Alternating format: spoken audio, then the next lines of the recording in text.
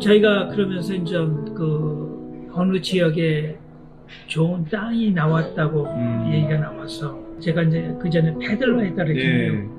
브루클에서 길거리 장사하면서요. 실패도 맛봤지만 성공도 맛봤어요. 거기에서 제가 3년 반 만에 지난 2년 동안에 빚진 거 다 갚고 그래서 돈을 모아가지고 제가 집을 샀어요. 아, 뉴욕에서 3년 반 만에. 그때가 제가 28 반이었거든요. 대단하시네요. 박교사님 하여튼 하나님께서 분명한 특별한 은사를 주신 것 같아요. 그래서 했는데 제가 이제 신학 공부하면서 그 집을 포기하려고 그랬어요. 목사가 무슨 돈이 필요해, 뭐 집이 필요해 그러려고 그랬었는데 하나님께서요 버리지 말라고 그랬어요. 그거는 내가 쓸 거다 버리지 말라고 해가지고 어떻게든지 갚아나갔죠. 모기지를 갚아나가고 힘들게 지내면서 온드하우스까지 와가지고 있었는데 다 알지만 뉴욕에서 이제 집 모기지를 갚으면서 이제 집 발륨이 또 이제 늘어나잖아요. 그러면 이제 그 라인 오브 크레딧이라는 게 생겨요. 어쨌든 담보로 빌린 거 아니에요? 집을 담보로 돈을 근데 그게 다 생각나더라고요. 저희 아내한테 전화를 했죠. 그래서 했더니 아내가 그게 우리 돈이냐? 은행 돈이지. 그래도 아니야 이게 어떻게든 해가지고 겨우 사장 해가지고 4만 불을 제가 집을 담보로 4만 불 빌리셔서 이제 그걸 가지고 이제 땅을 샀어요. 땅을 살 때도 월에 가격이 한 8만 불, 9만 불 되는 건데 제가 또 이제 또 이렇게 이걸 또 해가지고 꼬셔가지고 4만 불에 샀어요. 사가지고는 먼저 그 미국 선교사님들하고 협력해가지고 이 간이 건물을 하나 만들었죠. 뭐 차이니스인가 코리아노인가 그 땅을 샀다는데 봉제 공장을 하려고 샀는지 양계장을 하려고 샀는지 돼지를 키우려고 살려고 그랬는지 그러고 있었는데 어느 날 거기다 이제 제가 학교 간판을 달고 이제 했죠. 그래서 12명의 아이들을 가지고 이제 처음에 시작했습니다. 근데 그때 아무 후원이 없는 상황이 나오신 후원이 거죠? 없죠. 12명 가지고 딱 하려고 해보니까는 그래도 명색이 학교인데 교장이 있어야 되고요. 사무요원이 있어야 되고 그다음에 운전수도 있어야 되고 그다음에 학교 선생님도 있어야 되고 해서 유치원하고 1학년, 2학년 세 클래스를 오픈했어요. 12명. 세 클래스 12명. 그러니까 어떤 데는 4명이 있고 어떤 데는 2명 있고 어떤 데는 뭐 5명도 있고 그랬죠. 그래도 2명 있어도 어떻게 해서 선생님이 필요하거든요. 근데 이제 월급을 나가잖아요. 그때 총 직원이 7명이었어요. 근데 12명한테서 받은 수업료를 가지고 7명은 턱도 없이 못 주죠. 그래가지고 다시 또 아내한테 어떻게든지 뭐, 필요할 때마다 그냥 사모님께 전화줘서 10,000불을 이렇게 했어요. 어떻게든지 하죠. 10,000불을 이게 떨면서 주는 걸 받아와가지고 제가 그걸 놓고 기도를 시작했습니다. 하나님, 제 앞에 10,000불이 있는데요. 제가 이거 10,000불이 1년 동안 먹고 살고 선생님들 월급 줘야 됩니다. 나머지는 책임져 주십시오. 하나님의 일이니까. 그때서부터 배짱이 생기기 시작한 거예요. 그러고 해나갔죠. 해나가면서 경영 전략을 짜고 소문에 소문을 듣고 해서 그 해가 끝날 때쯤 되니까 한 24명이 되는 거예요. 그 사이에 또 12명이 더 들어왔어요. 그래도 모자라잖아요. 단기 선교팀이 오셔가지고 오시면은 또 이제 헌금도 하고 하시는 거. 그게 아주 귀한 돈이 된 거예요. 그거 가지고 모자라는 거 메꾸기도 하고. 그 다음에 2년째 되니까는 또 소문을 듣고 해가지고 한 30몇 명. 아주 그 2년째가 지나니까 한 40몇 명. 3년째 되니까 60몇 명. 끝나니까 70몇 명. 그 다음에 되니까 뭐 한 80몇 명 되니까는 제가 힘이 생기기 시작해요. 아주 5년 만에 100명이 됐어요, 아이들이요. 100명이 됐는데 그때 겨우 이게 좀 될까 했는데 그때서부터는 학년도 늘어나고 해마다 이제 일 하나씩 올라가니까는 이제 책상도 더 필요하고 컴퓨터 교실도 필요하고 그 다음에는 이제 돈 들어갈 일이 이제 쌓이기 시작하는 거예요. 그렇게 되니까 교실이 모자라잖아요. 이제 건축도 해야 되고 뭐 어떻게 하니까 이제 건축을 또 시작했죠. 그러면서도 외부에서 헌금 들어온 게 없었어요, 저희한테는. 없었지만은 하나님께서 채워주세요. 현재 계시는 기업하시는 분이 이렇게 와서 보시더니만 난 선교사가 열심히 또 한다고 하니까 그러면서 건물을 짓는다고 땅을 파고 있으니까는 딱 보면서 뭐 땅을 어떻게 건물을 어떻게 지을 것이냐 이렇게 이제 물어보더니만 그 다음에 10,000불짜리 체크를 하나 갖고 오시더니 얼마나 도움이 될런지는 모르겠지만 도움이 많이 되죠. 10,000불이면요. 그래서 또 건물도 짓고 인원이 한 150명, 200명까지 이렇게 되니까는 정확히 그다음부터는 학교가 자립이 되고 이윤이 남기 시작했습니다. 그래서 모든 이윤 남는 것은 다시 학교에다 100% 주자를 했죠. 지금도 저희 학교는 그 외부에서 빌린 돈이 없습니다. 그렇게까지 빌린 돈이 있으셨잖아요, 사모님께. 그거는 뭐 아니요, 사모님 무슨 뭐 어디선가 무언가가 필요하면 그냥 바로 전화해서 할 말이 없네. 도와달라고 다 도와주셨잖아요, 사모님. 제가 감당할 수 있는 액수가 아니었었어요. 그래서 더 원했는데 정말 그때는 맥시멈이 제가 감당할 수 있는 것까지가 그만큼이어가지고 아마 그때 제가 좀 통이 커가지고 어떻게든 내가 담당을 하겠다 생각하고 조금 더 드렸으면 더 큰다. 홈에코티가 그냥 이자만 갚는 게 아니었거든요. 저희 거는 원금과 함께 갚아였어야 되는 거라서 도저히 그 이상은 안 되겠더라고요. 그래서 그만큼만. 성격이 그래요. 성격이 제가 조금 저는 무서워해요. 질러놓고 하고 이렇게 해서 계산을 서로 다 해서 그렇게 내가 맞지. 감당할 수 있는 게 아니면 저는 사모님이 대단하신 거예요. 못 가거든요. 지금 이 시대에 누가 그러라 그러면 도장 찍으라 그럴걸요, 아마.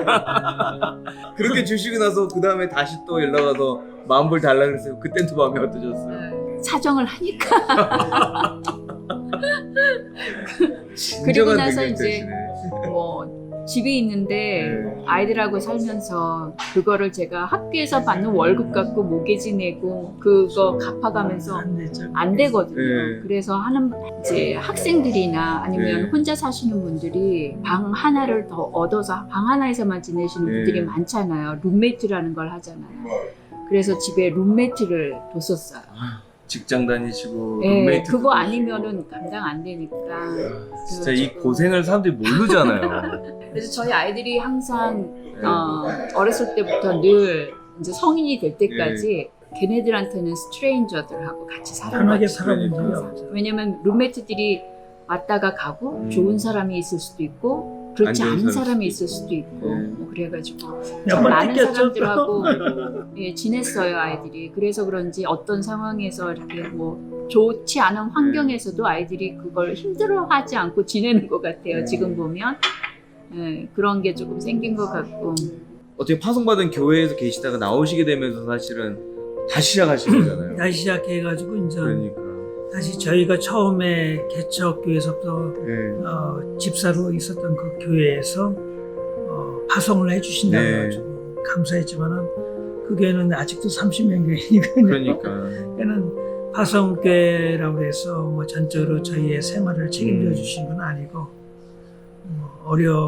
하여튼 이제 한 300불 정도 이렇게 보내주세요 매달. 감사하죠. 그리고 그걸 할 수가 없는 교회인데 그렇게 해주시는 게 감사하고. 그러면서 이제 처음에는 뭐 2년만 이렇게 해가지고 하다 보니까는 2년 지나니까는 이제 큰 아이가 이제 고등학교 2학년 네. 이제 대학교를 가야 될 거 아니에요. 네.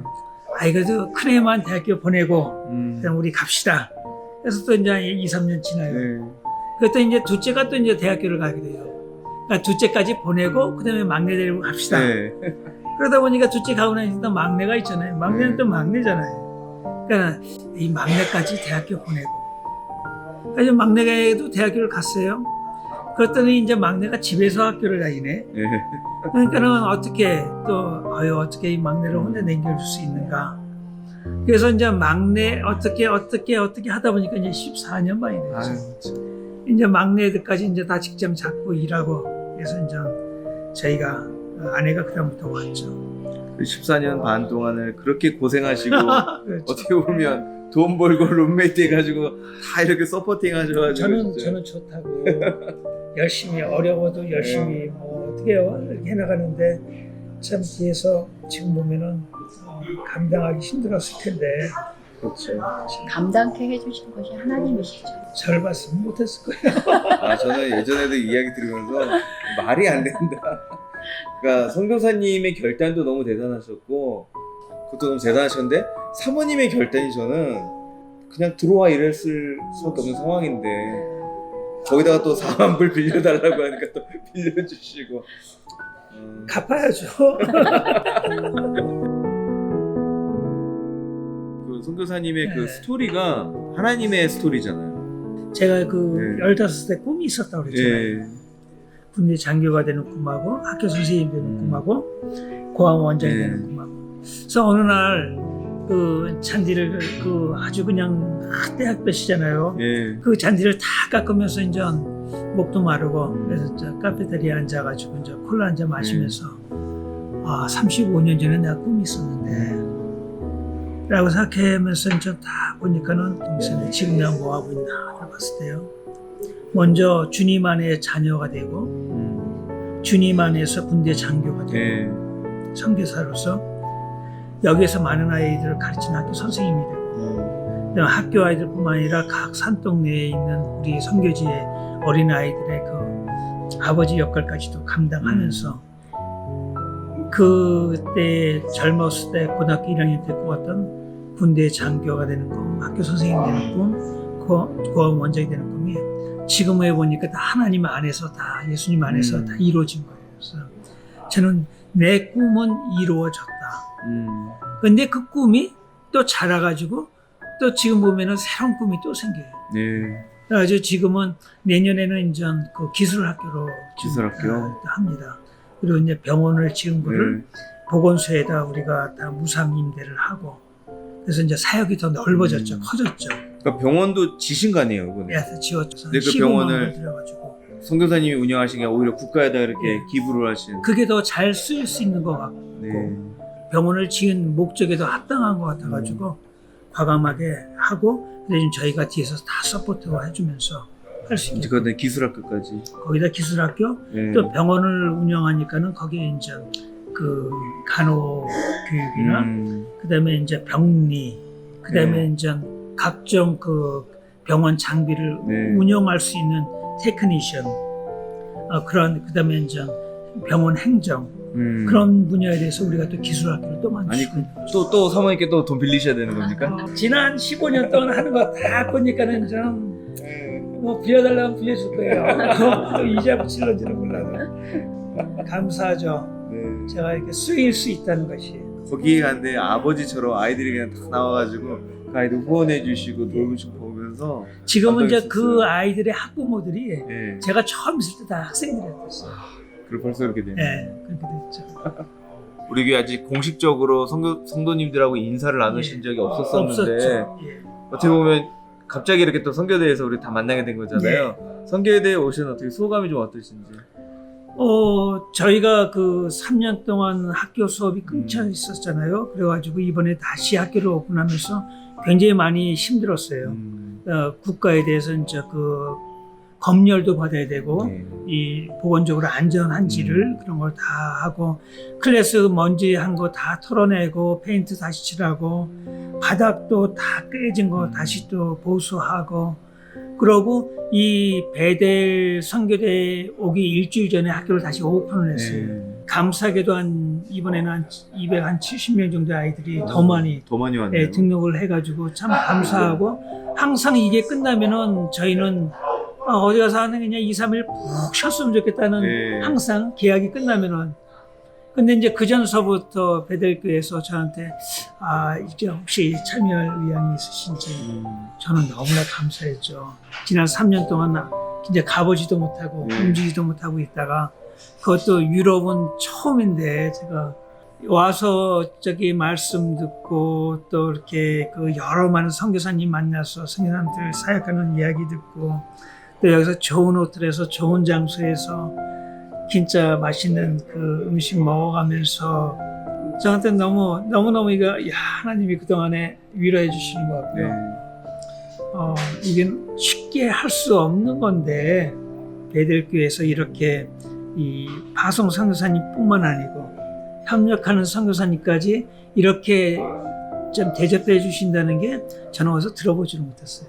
온 데서 20년 됐는데 난생 처음입니다. 이런 거는요.